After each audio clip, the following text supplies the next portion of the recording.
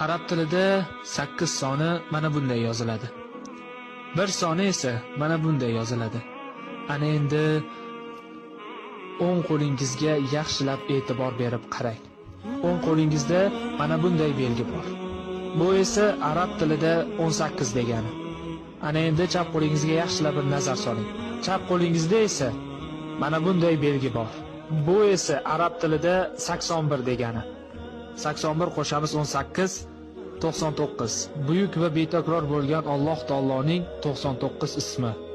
Banda qo'lini duoga ochganida Allohning buyuk 99 ismi bilan chiroyli duo qilishi zarur. Inshaalloh ijobat bo'ladi. Ana endi 81 ayramiz 18 63. Ya'ni payg'ambarimiz Muhammad Mustafa sallallohu alayhi va sallamning vafot etgan yoshlari. Ana endi bir tasavvur qilib ko'raylik. Arab tilida 8 soni mana bunday yoziladi.